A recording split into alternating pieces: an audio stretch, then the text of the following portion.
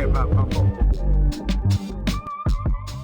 Hey, what's good, y'all? Welcome to this episode of the HipHopHumboldt Podcast.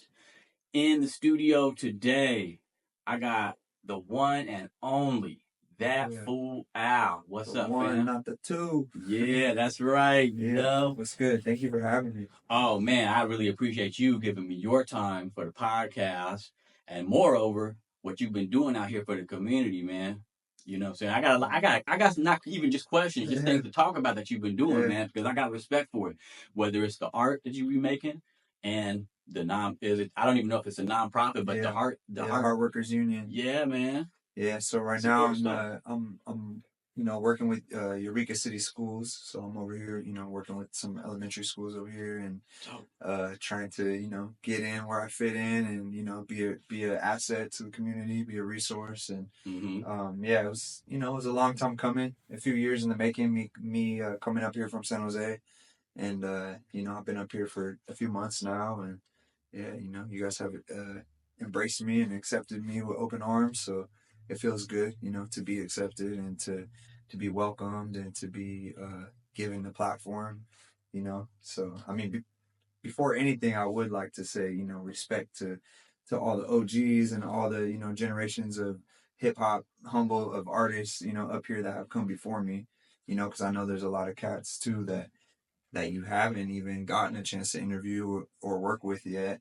And I'm kind of like the new guy on the scene, and I know how I would feel back home if new people were coming and getting looks before me, right? Mm-hmm. So I had to pay my respects on that note.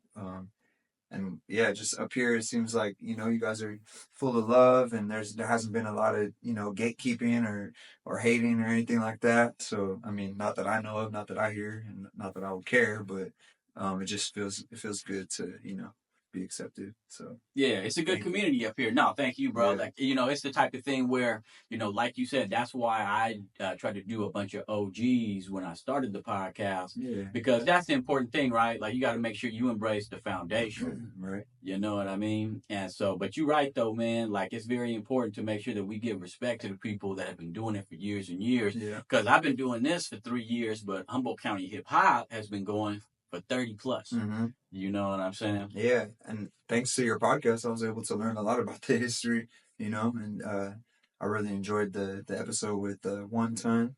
Mm-hmm. That was like the one that really got me. Where I was like, okay, like I need to get up on stuff. I need to really research. I need to really be aware of what came before me.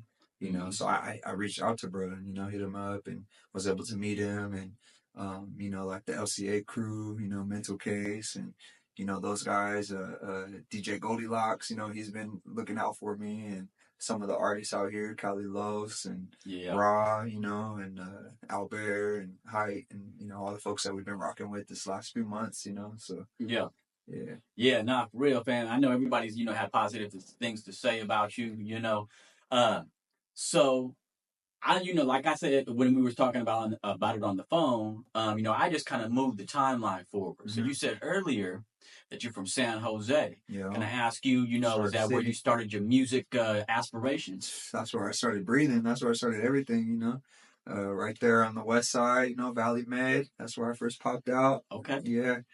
And, I was like, I wouldn't say I come from like a musical family where, not that I know of that, they weren't like artists or anything, but definitely like a young family, teenage parents, stuff like that, to where they were, partying, playing music, always having functions. And I would go to my godparents, go to other, people around the community who would watch me, who would help my mom out, who were always playing music. So I have like a wide spectrum of influences, so like coming up, heavily influenced by, the early West Coast, the Dr. Dre's, Snoop, Tupac, that stuff. And then also at the same time, like the Sublimes and the Nirvanas and the grunge type stuff. So the Rage Against the Machine was a big one. Eclectic taste, I love it. Yeah, and then I would be on the east side, and I would be hearing a lot of world music, a lot of oldies, a lot of mariachis, a lot of like all types of stuff. So James Brown was a big one for me. So it was just a natural, natural flow. I had a really dope teacher in 5th and 6th grade.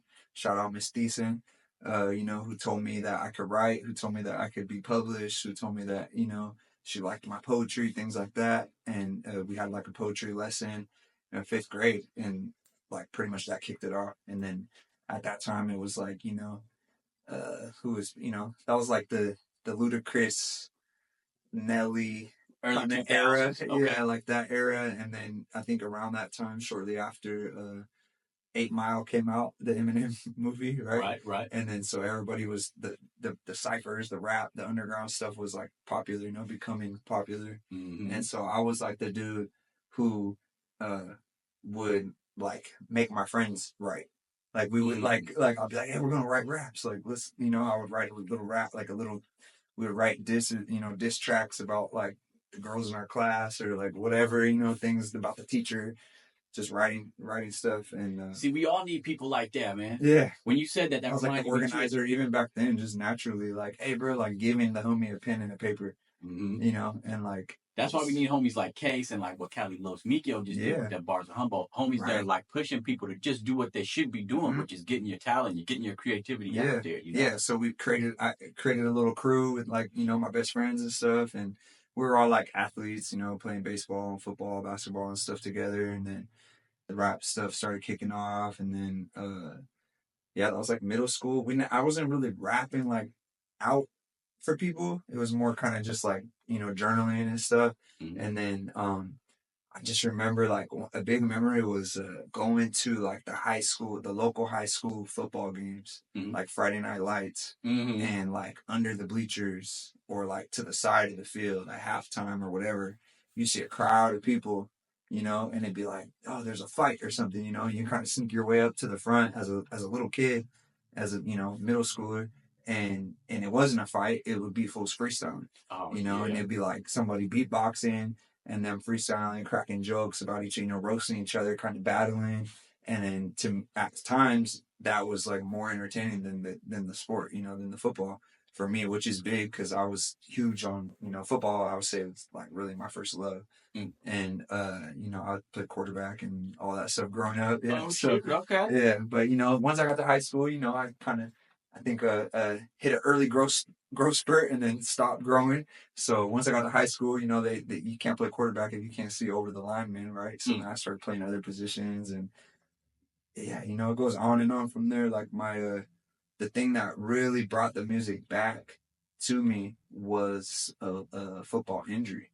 So like my junior year, senior year, having an injury that sat me down for a long time.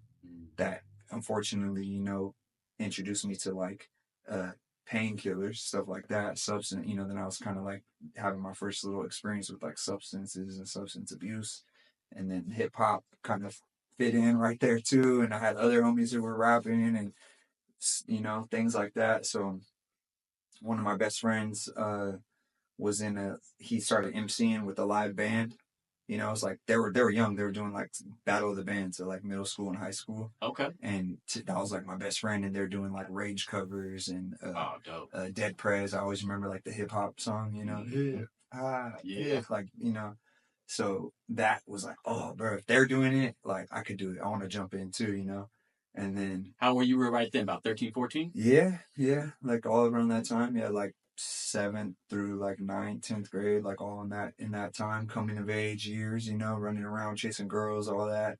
And then one thing after another. Really, once I had that injury or had surgery, and I was like sat down for like a few months, I had a homie who had like a little beat machine with a mic, like a plug-in mic, like some like to go little recorder. Right. And he would, I was laid up, like for real, like in bed and everything. And dude, rest in peace, Shiloh Stevens would come to my window and like basically jump through the window, knock on the window, whatever. And he would, hey, listen to this. And it'd be beatboxing and rapping on the thing. And he would make me rap on it. And then he would like, I always remember because I was stuck in my room for so long. I had a big desk like this, and I wrapped the whole desk in like paper. And then we just like started tagging on it and like writing raps on it. I first heard of Mac Dre or something around that time, and I had Mac Dre "Life's a Bitch" was like one of my favorite songs, and I had the lyrics. We wrote the lyrics all out on the wall, and like just Okay. just like hip hop shit. Just so that was like my first real, And then I shortly after that, I kind of like had some friends who were in the studio. I had a homie. We're in the Silicon Valley, so like we had a lot of homies, parents who were working at startups and working at little tech companies and stuff. And one of the homies, who was like my first producer, his pops worked at a company where they would like transcribe websites. Okay. So they would record like audio versions of people's websites. Oh wow. For So like they had a accessibility. recording. So he had Pro Tools and he had like a little vocal booth. Oh. And so yo. we would basically after 5 p.m. they would go home and then we would be able to get up in the studio. Oh, there you Right. go. So I had folks that were doing that, and then I came around, I heard what they were doing, and then I just kind of like, I don't want to say I bullied my way in, but I kind of was like, hey bro, like, I got something to say too, Yeah. And then all the early stuff is always, it's kind of whack. It's hard to listen to, but it's like you got to cut your teeth, you got to pay your dues, and we were doing that, and then just one thing after another, and we started a crew called West of Sea Entertainment that rocked pretty heavily out there from like 2007, maybe around 2007, 8, 9, all the way up into like 14, 15. Okay. And yeah, that's I mean I'm kind of jumping around, but yeah, I mean we did like when we graduated from high school, had a few homies in school who ended up going. One of the homies from our crew went to San Diego for college. Another one went to Chico, and some of the girls that we knew, went to Santa Barbara, went to Humboldt, went to Cal Poly, all these different schools. So we had a network like up and down the coast already. So then we invested in our own PA system, and then we just hit the road and started doing all the college shows. We played San Diego State all the way up to Humboldt. Oh And wow. yeah, it was dope. And that was my first experience in Humboldt. Yeah. So we had a homegirl who had a pad out here. She was going to school, and she knew that was when Humboldt still had their football team. Mm-hmm. And so they had a house. I think it was like the linemen or something. They had a big house, and they invited us to do a show at their house.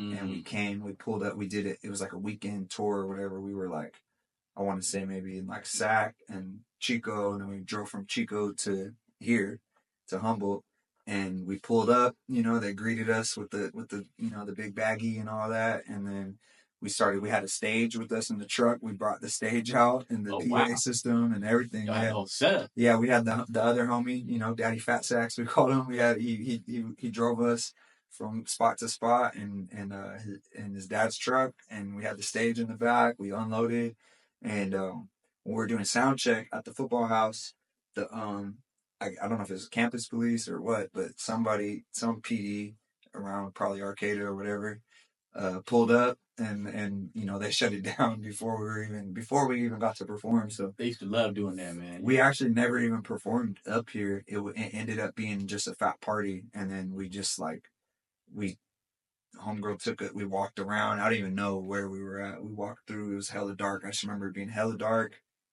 We walked through, across the train track, across a little cul-de-sac, a creek or something, and we pulled up to a house, and it was hella big. And college out here, like no one's really driving, so it's not like there was hella cars out. It's just like you could tell something was going on. You could kind of hear it. It's like a big 2-3 story house maybe, and we pulled up, and they opened the door, and it was a "Tell Me When to Go."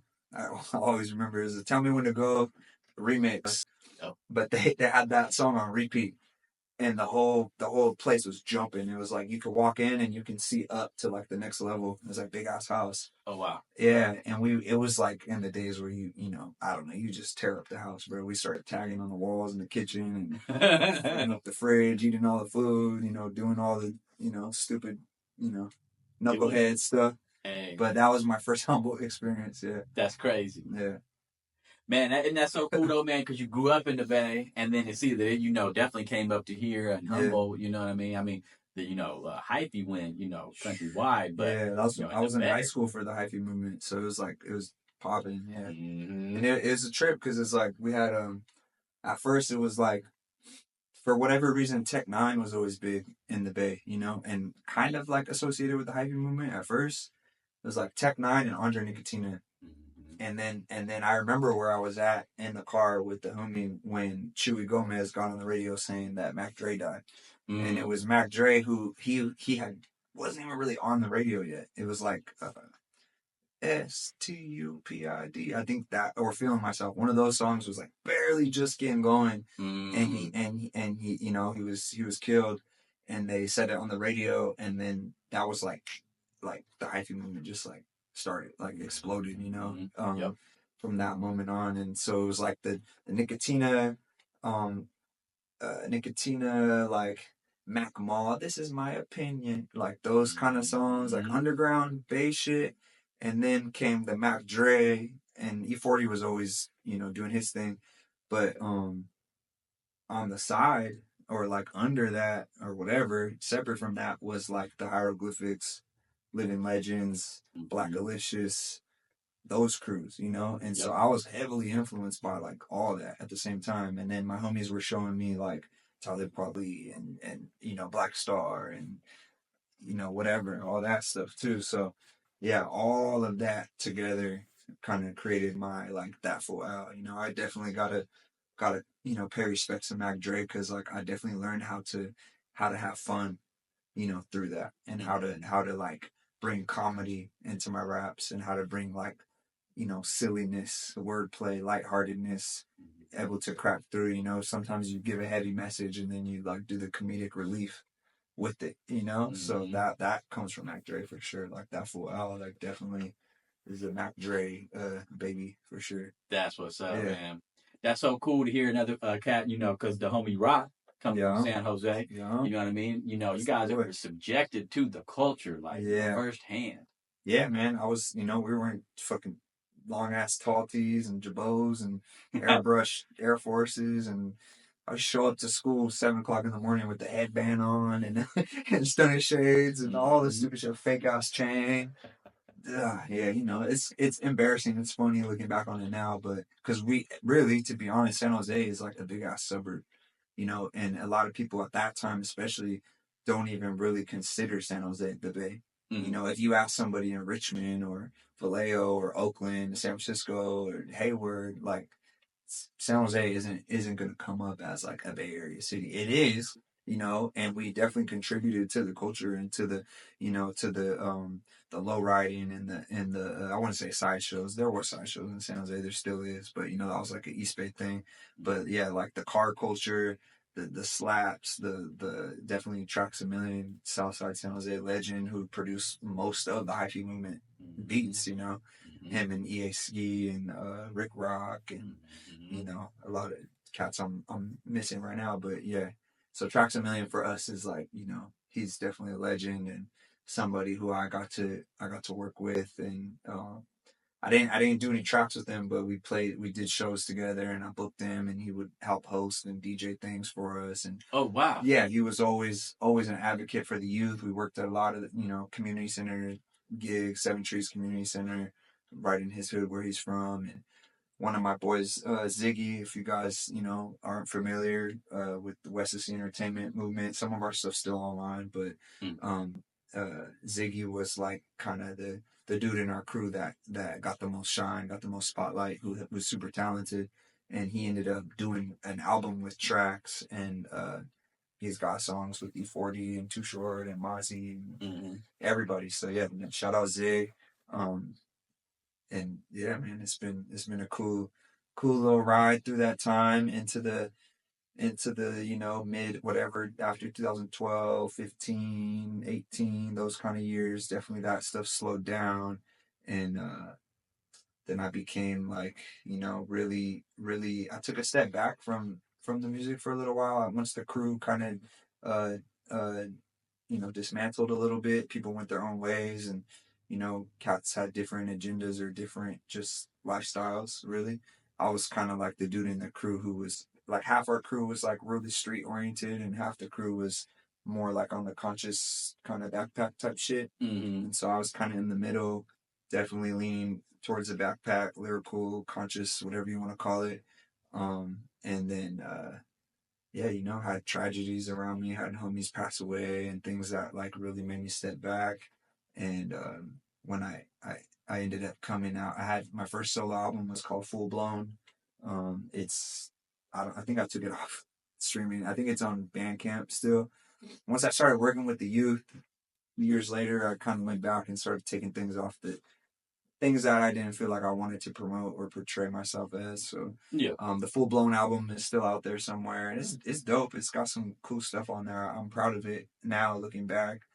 It's got some ignorant stuff on there too. But I did the Full Blown album, and then in between that and my next solo project, I had, like I said, tragedies, things happen, really that brought me into like just like focus. When tragedy hits, when things hit, sometimes it just grounds you in a way that like slows you down and makes you be like hyper aware of like how precious life is, how sacred every moment could be, and how much you need to appreciate and be grateful for your blessings and all that, right? So I went down that path, and I was still really healing from my injury that I never really healed from fully, and was like taking my time with that, and that introduced me to yoga and to like spirituality and acupuncture and massage therapy and qigong and like all that, right? And then the plant medicines and all that stuff. And so in that time, I kind of stepped away from the rap as much, and I kept getting opportunities through the healing arts and through that stuff to like start to work with kids and things like that. And I was also doing like digital arts at the community centers, recording. We had like recording studios at like a couple of the community centers in San Jose, and I was able to contribute, to that, kind of pay it forward to the next generation. And like in the healing, in the yoga world, like those homies and the really the females, the homegirls, like I was kind of one of the only dudes around like in that circle.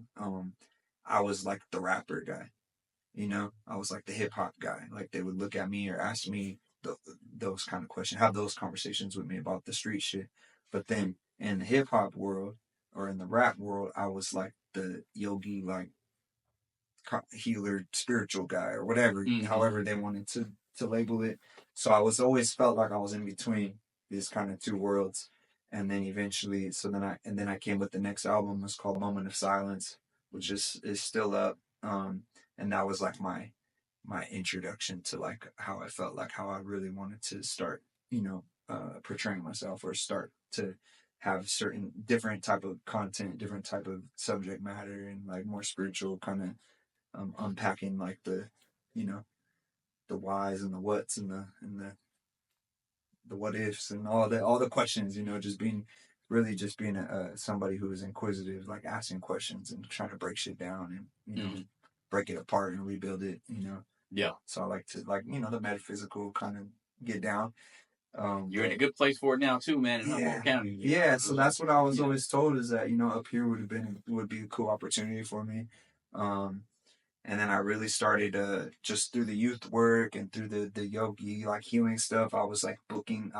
They had like a Conscious San Jose festival where I was like, we booked Zumbi. We had Zion I come out, rest in peace.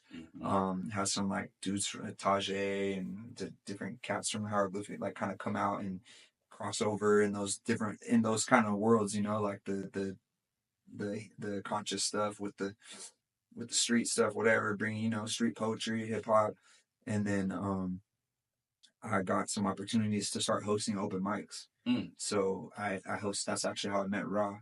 I was a host of an open mic at a really dope spot called Local Color, downtown San Jose, probably from like 2015, 16, for a few years after that. Like a couple years running, I was like I think we had it maybe once a month or twice a month, or every other week. I don't know, but it was real consistent for a few years.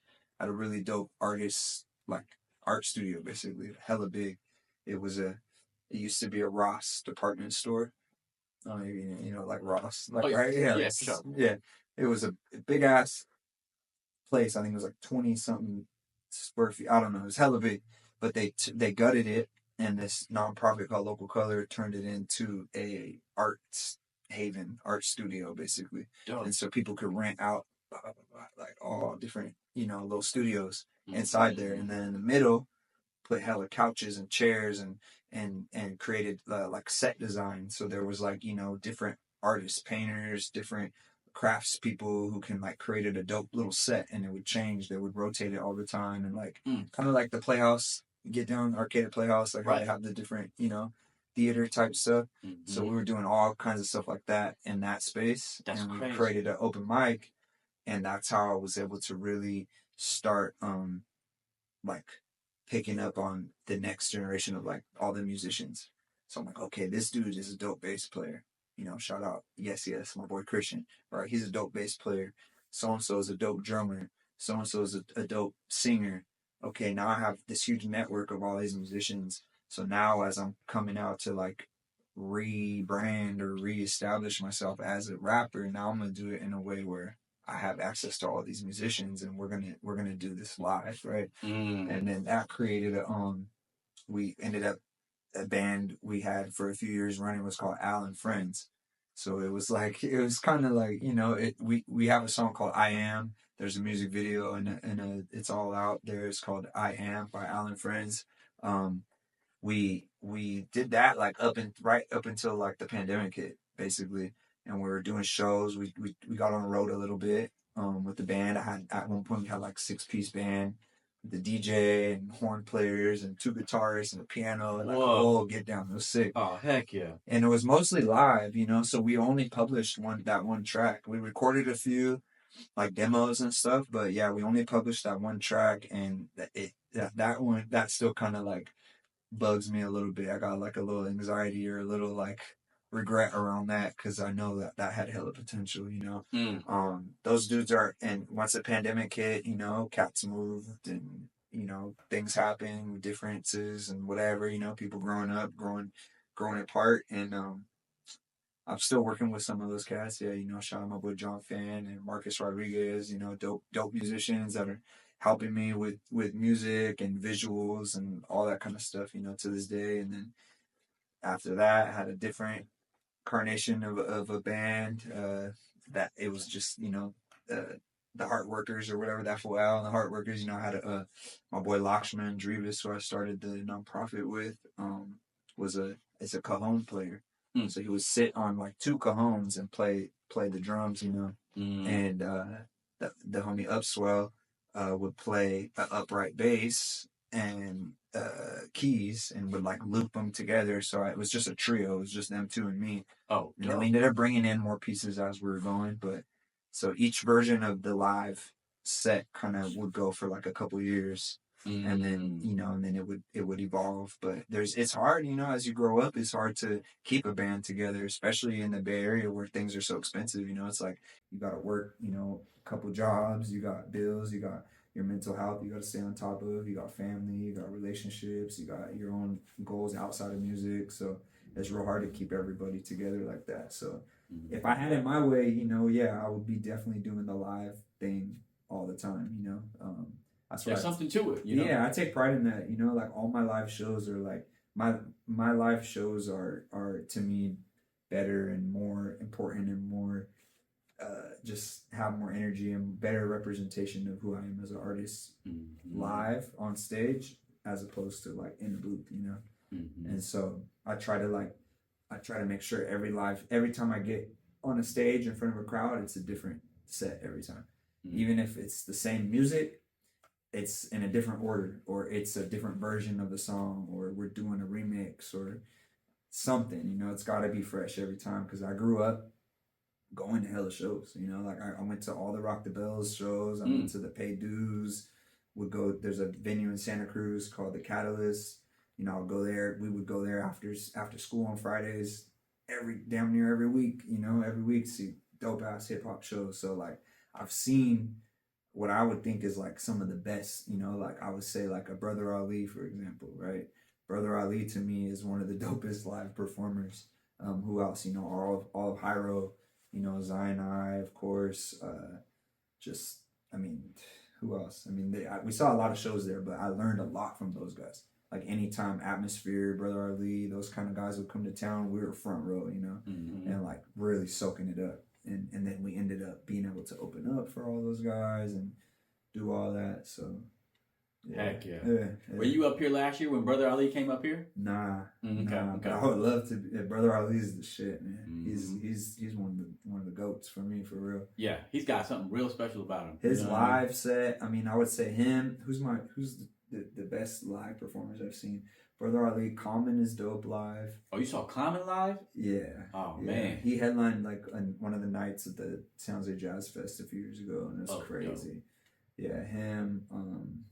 I mean, Zumbi, yeah, bro. Zion I is an amazing live performer. I always try to channel his energy and like kind of represent, for him, because he was somebody again who would always come to San Jose and show love to the youth and be, if we needed him on a panel, if we needed him to talk at a high school, if we needed him to do whatever, he was like a call away, like Zumbi. So when he passed, bro, that was hard, bro. Like he was like definitely somebody who I felt like I was like next in line to try to work with him and try to I was soak up game from him all the time and try to talk to him, and he just treated me like like a homie, like a somebody that he knew. He didn't really know me, he didn't need to talk to me like that, but he would check in from time to time and just be like, damn, like this fool's like he cares how I'm doing. That's crazy. Mm-hmm. So I definitely try to like big up Zumbi whenever I can. Yeah. We lost some real ones the last few years, man, between, like you said, Tracks a Million, Zumbi, man. Black Alicia's, Gifted Gab. Yep. Yeah, man. A lot of cats. I mean, I don't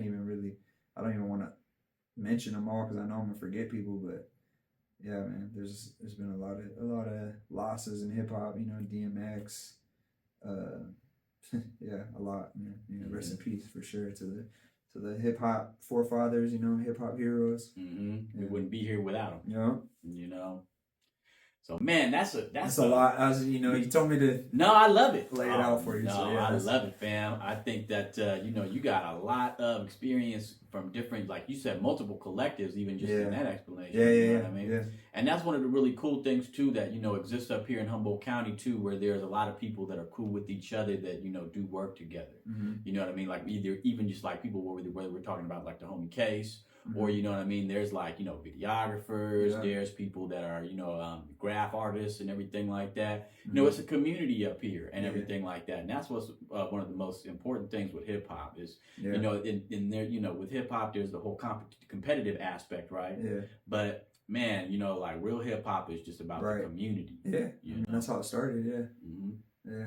I mean, people overlook, not everybody, but a lot of people don't even realize that's how gangs really started. That's how the Crips and the Bloods started, was on some community protection, community give back, community, uplift, creating spaces for, the youngsters and shit. So like, yeah, that's what it's all about, bro. Like, I learned from those guys, not necessarily the gangbangers and shit, but I learned from, the folks who were, laying the foundation and, just showing us how to do things in a righteous way that, in a way that you could be proud of, and then you got cats now like a La Russell, right? Who's talking about, I got from 8 years old to 80 years old, from the little ones, from the babies to the grannies, like everybody can enjoy this and understand it, and to me that's hip hop, right? Mm-hmm. It's supposed to be fun. And it's natural to be competitive. I think it's nature to have a pecking order and have a hierarchy. Like, that's fine.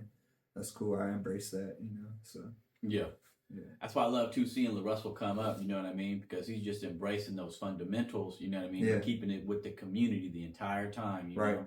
And he has fun with it. Mm-hmm. Yeah. Mm-hmm. Yeah, we got to get him out here. Man, there's a lot of people that's looking for that, bro. I know the homie Goldilocks loves La Russell. Yeah. You know what I mean? I don't think he's gone a day without playing La Russell in a couple of years. Bro, that concert will be big. Yeah, that shout out Goldie. Yeah, we don't have to do that. Me and Los are talking about trying to make that happen. I don't know when this podcast ain't going to come out until maybe early spring or whatever. So by the time the podcast come out, who knows? We might be promoting a big show, and I'm gonna be. I've been a little quiet with my releases, but I think this podcast is lining up in a good time to where it's gonna promote some. I got some new music videos coming out. I got a bunch of stuff in the chamber, and there we go. Stuff on deck. So I'm gonna be back and forth. Back to San Jose and back, trying to wrap up some projects, and got a lot of dope stuff I'm looking forward to dropping with Cali Los, Mikyo, and Raw, and Case, all these dudes that we've been mentioning. So I just was sessioning with them yesterday. So Dope. yeah, That's what's up. yeah. Now, something else I picked up on that was kind of crazy to me. So you actually met, because I was both from San Jose, but you actually met and chopped it up with Ra before both of y'all came up here. Oh yeah. That's He crazy. didn't know. Neither of us knew we would probably end up here. But yeah, I met him at the open mic that I was hosting at Local Color, and actually I might have met him before I even hosted it. I met him at an open mic, and then we stayed connected online or whatever, and then I noticed that he was up here, and then my lady moved up here to go to school.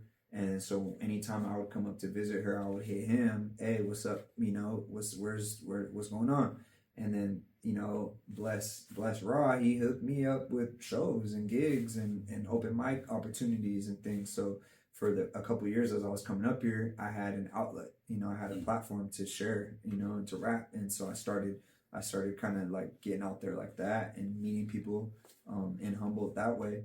And then I kept telling him, I'm gonna move up there, and he is, yeah, whatever, I'll believe it, when I see it type. And a few years went by, and he was like, I might not be here, I might not be in Humboldt anymore by the time you get up here, but luckily, he is, and we put some stuff together, and I told him, bro, like, yeah, anything I got going on, you're consider yourself a part of it, anything you got going on, I'll support you, whatever, That's what's up. Yeah. Man, so talk to me about the Heartworkers Union. Yeah. Heartworkers Union is a nonprofit that I started in San Jose as a response to the pandemic. So myself and my homie Lakshman were two counselors at a charter middle school, in a neighborhood like in between North and East San Jose, like down just in a central location that was like a historically underserved immigrant neighborhood, at a school that's like in between a couple different active hoods. And so anything that you can imagine in that environment, that was the population that we were working with. And when the pandemic hit, our zip code was like the highest hit zip code in the county and all this stuff, right? So there was a lot of fear, a lot of uncertainty going on, and one of our roles at the school was to teach like a mindful, like a meditation, basically. So like before the kids would go to PE, they would come tap in with us for like 10 minutes. We'd have like a room dark with the cool lights and the music and the tapestries and stuff, and they would lay down. We would guide them through like a little like breathing kind of like chill time. Dope. And so that was like a valuable asset at the school. Then once the pandemic hit and they started going remote, they didn't have that outlet anymore, right? So we offered to stay at school. So like the schools closed down. Lakshman and I kept one classroom open for kids to come and hang out with us, like to do their remote learning. Pick up food, pick up whatever we had to offer, just someone to kick it with, right? Some of these kids, most of the kids weren't comfortable being at home so much, so, and then us being artists and being like community, and like heavily involved in the community, we would put out, hits on the social media, like, hey, anyone got a size 10, anyone got a laptop they want to get rid of, anybody got some clothes, anybody got food, whatever, and then so next thing you know, like word was getting out that we had this population of kids that needed some extra love, extra support, and folks from the community were coming to the school and dropping off things for us to distribute to the kids, right? So it's real, just like word of mouth, grassroots. And then and then we one thing led to another, and we just started word of mouth got out, and people were shooting us Venmo and different things to like get resources for the kids. And then we had a couple big asks for like kids who needed like emergency medical stuff or emergency housing and things like that, where the community stepped up and like helped us provide that for these kids. So it just was like a no-brainer, like, okay, we need to like make this official, And then having dope graphic designers and dope artists around us, like, hey, like we got this idea, cook up a logo, cook up let's build the brand, let's build this thing to where we can actually have a service for people, and then that went on for a few years unofficially, and then early 2024 it was a big goal of mine to make it an official nonprofit before I moved up here. So then we built the team, the board, the all the paperwork, getting all the stuff straight, and we're able to become a 501c3, which is easier than you think. If anybody's listening to this that is considering doing that, I mean, LegalZoom is a great resource.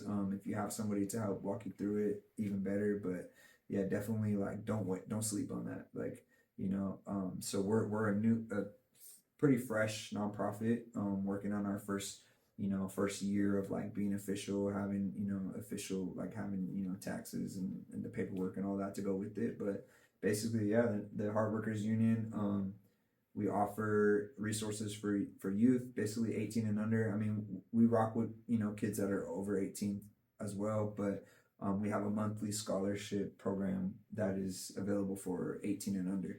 So if you go to heartworkersunion.org is our website, and they can apply for the scholarship right there. It's a simple process. You write a little paper, you get a letter of recommendation written about you, and we're giving out a couple $100 at a time to different kids for different reasons, and that's kind of the movement right now. But behind the scenes, we're trying to really build out like our own curriculum and our own offerings that we can start to like sell to schools, or not sell, but like create contracts with schools and school districts to where we can get in the door to offer some of the mindfulness stuff and offer some of the health. We're really health focused on physical health, mental health. I got some funding for, like, I was coaching the basketball team at the school. We got some funding for that. We had a skateboarding club at the school. We got some funds for that, or some skateboards donated. Just different, whatever, just providing outlets for youth, do like some beat making stuff, That's so important nowadays, man. Yeah, we're starting small, but I think the future is definitely bright for that, and I'll definitely like to pivot to be more focused on that, so that I can bring that offering up here too, So like I said, I'm working at a public school in Eureka now, and eventually I would like to be able to contract the Heartworkers Union into Eureka City schools and be able to service multiple schools up here. Yeah, there's a big need up here. Yeah. No, I see it, bro. It's a trip, man. Yeah, coming from a community, that was like heavily gang impacted. We had our own set of issues and hurdles, and that required different solutions down there. Coming up here, there's a lot of the same struggle, but a whole different like set of circumstances. Like there's less money, less resources up here, and unfortunately, there's a lot of kids that I work with that are have parents second, third generation addicts, and homelessness, and you name it, bro. You'll have a lot of kids in the foster system, a lot of kids that are just having not being able to be kids, so trying to have fun with them, trying to show them the light, trying to bring them the light a little bit, and show them that there's different ways to live, different ways to be. But yeah, it's a trip, man. I talk about it with some of the homies, like having a gang culture in San Jose. In the streets, there's like a unwritten rules, there's like respect and hierarchy and politics that come with neighborhoods and different, and up here there, not that I know of, there isn't as much gang culture, which isn't good or bad. It's just like my observation. But what I'm seeing is that there isn't a common level of like respect that is like taught to the kids, and so they don't necessarily treat adults right off the bat with the respect that they deserve, quote unquote, because maybe they don't have adults around them that are showing them how to respect people, right? And there's not like, the way I explain it is like the hood is a classroom. Like when you grow up outside and you're in, you're always outside and you learn. You go to the park, just like you play street ball. You learn like what's a foul.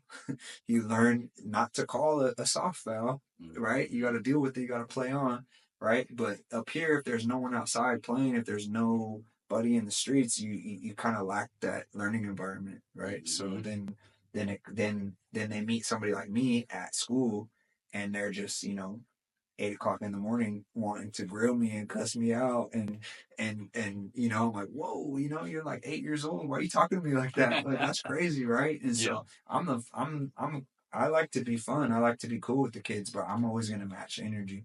And so if they're coming at me crazy, then I gotta like now all of a sudden I'm the bad guy because I'm not gonna let them talk to me like that. But I don't want to be that, So it's like I have to have this balance of like teaching them, but giving them space to learn, but also mirroring their energy and showing them like, hey, that ain't cool, right? You don't like when people talk to you like that. So what's up? So yeah. So it's interesting, bro. I'm learning just as much. You work with kids or you have kids. Yeah. They're gonna teach you more than you teach them, probably. So, yeah, that's where I'm at right now. That's cool, man. Yeah. I'm so glad to hear that you're bringing that level of, you know what I mean, just like support, like from your community, bringing it up here, and still moving like that. Yeah. Yeah, man. I mean, we the nonprofit's based in San Jose, and we do a lot of work there. But yeah, the scholarship's open to anybody in California. We have a lot of kids in SoCal who apply for it. I don't know how they even hear about it, just social media. I'm trying to get in the ear of some more kids up here and letting them know. But a lot of kids, not just up here, but anywhere, kids are like, a lot of them kind of have this like defeated energy, like this energy of like, I'll never win that, or I can never do this, or like there's like a lack of like hope and a lack of like, so I'm trying to, it's a real easy thing to do to apply for, and we're helping kids with that all the time on how to apply, how to write something. It doesn't need to be perfect. You could be a young kid with misspelled and, grammatical errors and all that. But if you're putting the effort in, we're going to we're going to try our hardest to help you, to reward you for that effort. Right. Yeah, man. It's interesting up here because I feel like there's a couple elements working, whether it's like, just being so, the thought is like, all right, well, in order to make it, whether it's, doing something like, whether it's like music or sports or anything like that, like you're like, all right, I got to go to like a big city or something like that. Like that's the move. So it's like, I think a lot of kids feel like they're so far away and displaced from that. That's like one of the factors where it's like, oh, I can't ever make it. You know what I mean? And then just not seeing a whole lot of, like role models, like, like people actually moving up and doing those things. Exactly. Then it just really gets you. It's like, that's why.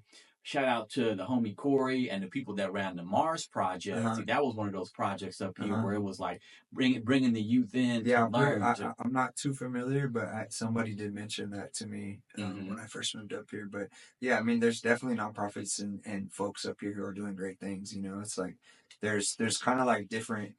Like this is my first experience being at a public school, right? So it's like it's kind of like a big corporation, and there's a whole nother, there's like the Montessori schools and the charter schools and the home schools and the off-grid outdoor stuff up here, which is popular up here, and so there's like kind of different circumstances, but there is people out here doing dope stuff for sure. Like, don't get me wrong on that. Like, we need more though. So shout out to you. I'm not feeling like I'm coming up here to save anybody or to do something special that nobody else is doing. I feel like I'm just playing my role and doing what I do, getting in where I fit in, learning from others, taking a step back and kind of just soaking it up. Right now, I'm still in that phase of just kind of let me observe, let me see what's needed, let me see what's not needed.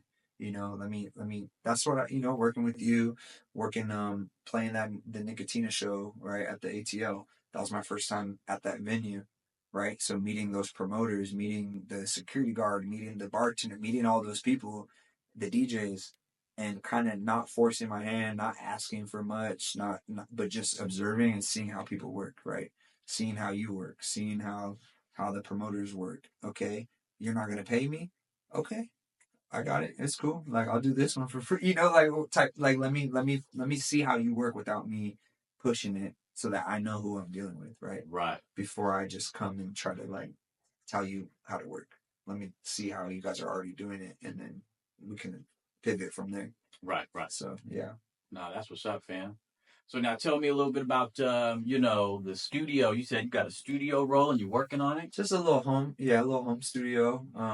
For the first time, like living in San Jose, I had access to a lot of places and a lot of folks who engineers and tech and things like that. So I never really fully felt like I needed to have my own get down, which I mean that's foolish, right? Like I should, you should know how to do your own thing. But I was, grinding, working, had other interests, had other things going to where I was just like, I don't mind paying for studio time. I don't mind. Let me go work with a professional who can just get it done, right? Or the homies who have, already put in their 10,000 hours, so I can just, help them or whatever. They can help me. But yeah, moving up here, I knew, and the spirit of Humboldt is like a lot of self sustaining, you know, Yeah. self reliant type stuff. So I was like, let me get up there and do for self and figure it out and learn how to record myself, learn how to like work the tech and do all that. Cause I always was kind of one of those people that's like, oh, that's not for me. I don't really know computers. I don't know the ins and outs of all that and what are all the buttons and all the wires and all that shit, like, so learning that it's a learning curve for sure. I'm not anywhere ready to put out my own recorded stuff, but yeah, I just want to, the goal is just to have a comfortable space to write and create and record, even if it's just demo scratch track type stuff. But eventually, yeah, I invested in a little bit of gear to where I could get clean signals and clean audio to I'm not going to be mixing my own stuff, but I do want to have something that's on par with, the big boy studio so that I could send files to my engineers and have them mix it without having to, redo stuff so many times. Mm-hmm. But yeah, that's the goal with that. Yeah, see, that's what's up. Yeah. I remember you were on the, once again, shout out to the homie Cali Loves Mikio. Yeah. You were on the festival that he put on. It's already 2025, but that was just last year, though. Yeah, A few this months last ago. summer, August, I think it was. Mm-hmm. Yeah, man. I mean, that's the brother right there. Like, we connected online. I don't even know how we connected. I think we just had mutual friends or whatever, and then he reached out, I reached out. I don't even know what happened, but we ended up having a lot in common. It's like even to the point where we have the same last name, and and and a lot at the same story kind of with his crew as he came up through high school and out of high school and in and out of trouble and whatever and tragedies and all this stuff, right? It's like I have like kind of a similar story, and so we just really hit it off and related on some brother to brother stuff, and then yeah, he was throwing the festival, and I didn't know what to expect. I didn't know at what scale that was going to be, and then he asked me to come take part in it. And then I was like, hey, I got a homie out there, Raw, who would be perfect for this too. Like, let's get him on it too. And I think they might have had already been talking too, so we all kind of like were on the same page. Mm-hmm. And then he lives out in the, on the Hoopa Valley Reservation. So I was curious about that, and so I've been to a lot of reservations in California and been to some spots like that. And I had never been to Hoopa. So I went out there just to break bread with them like a week or two before the festival. That was the first time I met him. And I think we did a track or something online before that, where I did a hook on one of his songs, and so we just hit it off, and we did the festival, and that was like the energy behind that is like way beyond music. That's not even, the music is just part of it. That's like on some real back to the land, real like sovereign, like natural, family oriented, righteous get down right there. So I'm like super honored and blessed to be able to connect with Cali for sure. Mm-hmm. Yeah, that's the homie. Heck yeah. Yeah, so I had a good time out there for real. See, that's what's up. Yeah. Now, I saw some of the videos. I wasn't able to make it, man. Mm-hmm. But, man, it just looked like, like it's something that's one of the things that just needs, another one of the things that needs to happen. Yeah, we're going to definitely try to run that back next summer. See, that's what's up. I mean, it was lightweight, but it was whoever was there was supposed to be there. And it was family. Families were there. Parents were there. Grandparents were there. Kids were there. So we were able to really connect on that level. And he's a real one. I mean, as anyone would say, anyone you talk to about Los is like, I mean, dude was feeding everybody. They had fish that he caught right there on the river. They had some meat that he hunted. They had some stuff from the farm that they grow right there on the land. And so it was just a real like meeting of the minds, kind of like energy, like a little portal. Like we all just like pulled up and was able to share words and share medicine with each other and just like sit around the fire and learn from each other. And Heck yeah. blessings for real. Yeah, no, that's what's up. The energy in the, land out here is just, it's made for that kind of thing. Yeah. People to connect, you know what I mean? Yeah. There's a lot of sacred sites out here too in Humboldt that people know of and that people don't know of, and a lot of history and a lot of just, I mean, the indigenous presence out here is strong too. It's like I explained to people back home. It's like in San Jose, like the undercurrent, the culture is like Chicano, like Mexica, the like Mexican, South American is like the like culture down there. Like the subculture, I would say. Like not the predominant, but like the everywhere you look, the murals, the styles, the cars, the women, the people, everything is like up here.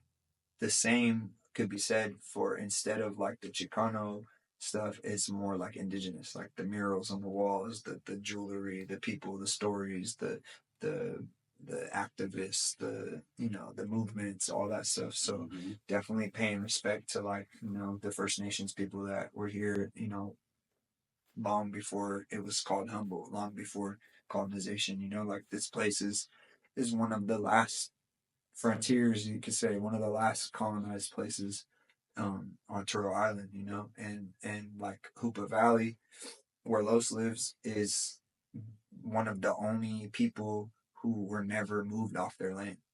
Like that's their land. Like that res that they live on is where, they defended that land. U.S. military. Like, Yep. So like they ain't left since. So there's some real powerful energy. Yeah. I want to make sure when people hear this episode, make sure y'all head out, whether it's in Hoopa. It'll be dope if it's in Hoopa. But the next festival that y'all do, people need to go out there. You know what I mean? Yeah, it ain't too far, and it's beautiful. You can camp out. Yeah, you can camp out. You can stay the night if you need to. But definitely, like, by the time this comes out, like I said, I'll have a bunch of music videos dropping. Probably had just dropped or about to drop new music. Definitely want to get back on stage. Look forward to connecting with people. Look forward to the Bars of Humboldt challenges and the ciphers and the working with different producers, working with different MCs, and hopefully do the live thing. Hopefully get in line with some live musicians and throw down on some real live impromptu hip hop music. Not even hip hop, just music. Yep. Yeah, that's the goal. Yep. Nah, man, we're blessed to have you up here, man. I'm really glad that you even, brought this whole story to the podcast, so that way people have, this an additional outlet. Because I remember I watched the interview that you did, or listened to, the interview that you did with Maddie down at Humboldt High. Yeah. You know what I mean? Yeah, hot air. Yeah, for sure. I mean, it's told similar stories, but I just wanted to be able to get my, at least part of my origin story out there, so that people kind of know who they're dealing with or who's coming to them. And when I'm showing up, it's like, this is what I'm bringing with me. It's like I said, assets over liabilities, as I say, right? It's like I want to bring something to offerings. You know what I mean? Like I don't want to just come with my hand out. So yeah. Now you're doing the exact opposite, fam. You coming up here helping the area. Yeah, I'm trying, we just getting started, we're just getting started, but yeah, definitely looking for more opportunities and more connections, and I'm open, I'm all ears, And one of the things I like about you is that you're actually, that's one of the things we need more of in Humboldt County hip hop. It happens with the homies that do come out, but you come out. You be outside. You actually come out to these events, network, chop it up with people. You know what I mean? And we need more of that, because something I've said on these podcasts prior is, there's hundreds of people up here, whether it's producing, whether it's, MCs, whether it's, videographers and DJs. There's hundreds of people involved in this entire scene of Humboldt County hip hop. You know what I mean? But not everybody comes out. Yeah. And that's one of the things that happens around here. It's like a lot of things people like to try to stay clicked up or on their pride. There's a lot of factors. Yeah, there's a lot of factors in that. I mean, just the space, geography, geographically, it's a big space. It's spread out. The weather, it'd Mm-hmm. be cold. It'd be Mm-hmm. wet. People ain't trying to drive, you know, people ain't Right. trying to go out. I get it. You know, and the money is a big thing, right? The economy. It's like you feel like you might not have the extra dollar to go support, you know, or whatever it may be, you know, like we talked about the different addictions, different things that are everywhere. It's not just up here, but it's like, you know, it feels real up here because it's raw. You're in the elements, and it's like anywhere, you know, we're all life is precious, and it's like we're all pretty much one check away from you know, one disaster away, one bad day away from not being able to do nothing. So I get it, you know, it's all good, but yeah, I mean, you're right, you know, to have a scene, you gotta be on the scene, you gotta show up. So Yep. that's why I give you your flowers, and you know, for putting yourself out there and creating this platform. You don't have to do this. This is extra, you know, this ain't your job, you know, and you asking for people to subscribe to Patreon or repost this stuff. That's what it takes, you know, and you gotta invest in the community. And it's like, there is no scene without folks like you, without folks like I told Case when I first met him. It's like, bro, I don't even know. We were just talking online. Never seen, don't know what you look like, don't know who you are, but respect, because I see you reposting everybody's stuff, and that alone is a vital role in the community. Even if you don't go to the events, Mm-hmm. if you're reposting everything and you're commenting and showing love and sharing it with other people, the scene needs people like that. Yep. You know what I mean? And then on top of that, you're showing up and you're breaking bread and spending money and having conversations. And bro, that's what builds the scene up. Mm-hmm. So respect to anybody who's going out of their way to do that, you know? Yep. Yeah. Now we need more of it up here, and I ain't putting that, you know, burden on anybody. I'm just saying, you know what I mean? Like, I just always have the thought of, let's just say there was another like 15 people or so Right. that were putting that time 10. and energy into it. You know what I mean? 10, 5, Right. one more extra person. Right. And Yeah. you could be that one. Yeah. Hey. You know? Yeah, because I mean, at the events, it's like, yeah, the bodies add up, the energy adds up, right? It's like, and as a performer, and I take pride in my performances, it's like we feed off the crowd, right? So it's like whatever energy's in the crowd, I'm gonna be feeding off that and giving it back to you. So the more people there, the better, you know. So with that being said, yeah, I'm going out to a show. I think on Friday they got something going, so I'm gonna go check that out on Friday.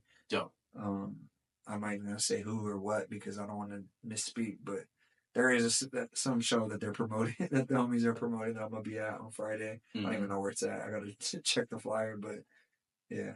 Heck yeah. Yeah. No, that's what's up, fam. We just need more of that up here, you know. We just need that, you know, continue the collaboration, you know what I mean, of all the talented individuals around here, you know what I mean? And yeah, fam, I just really appreciate you coming and doing this podcast with respect. me. You know Thank you. Yeah, like I said, I mean, I know I probably jumped the line a little bit. There's probably a lot of people who want to have this opportunity. So I respect, you know, pay my respects to you and to them, for, you know, accepting me and allowing me to have this seat, you know, because I'm just another fool out here, you know what I mean? So, hey, we're all out here together. Yeah. You So, know what I mean? there was something else I was gonna say. I don't remember right now, but I have a video. I don't even know what the song is called yet, but the video is probably just dropped by the time you see this. I filmed it at the Arcata Theater Lounge. The homie David right here filmed it for me and helped me with this. So I gotta shout you out for that. So if you guys are seeing that, oh boy, you know, was the one running the camera. So thank you for, you know, fucking with me on that. Oh, you're welcome, man. I appreciate the opportunity. Yeah. You know? Yeah. And yeah, I'm excited to see what this year brings, and definitely looking forward to connecting and meeting more people, and yeah, you know, keep it pushing. That's it. Yep. That's it, fam. Yeah, it's when you go ahead and after this or on the side, if you're gonna look up any music videos or any songs or anything, it's ThatFool space Al, right? ThatFool space AL. If you spell it different, there might be some other, you know, other people, you know, maybe be spelled in one word or in 3 words and different things come up. But yeah, how I spell it, how I'm known online is ThatFoolAl. You know, and that's another story maybe for the next podcast of how the name how the name came about. But yeah, that's just a little, you know, how to find me online. I'll follow you back, tap in, let's build. That's it. That's You know? it, fam. And like I say to all the podcast guests, you're always welcome to come back. So when it's, time again, when you got, more Yeah. music coming out, more things going on, and you're ready to come back, you know what I Yep. mean? Or also, too, we're doing the radio show on Humboldt Yeah, High there we Air go. every 2 weeks. Yeah. Slide out to that Oh with yeah, I'm us, gonna be there for sure. Yep. And also tap in with the Heartworkers Union. Yeah, so heartworkersunion.org. You can go there and apply for the scholarship if you're 18 and under, or if you have a young person in your life, family member, neighbor, whatever, somebody you want to support or somebody who needs extra support. Send them to the website, and also you can donate to the nonprofit, to the scholarship fund right there on the website. And we have an Instagram page too, Heartworkers Union. Always posting stuff on there, resources for the kids and just community advocacy, just teaching kids how to advocate for themselves, how to apply for things, how to believe, how to have that confidence, and how to interview skills, communication skills, all that, just the basics. You know what I mean? Mm-hmm. Yeah. Mm-hmm. Yeah. You know? Thank you so much, man, for what you're doing Yeah. out here. I Thank really you, man. appreciate you. Yeah, thank you. I know we've been talking about doing this for a minute, so Oh, yeah, I'm excited. Let's get it. It's spring, summer 25. Let's go. It's the Barry Bonds year. that's You it. know? Yep. Yeah. Hey, thanks a lot, fam. Yeah. Big love. Yeah.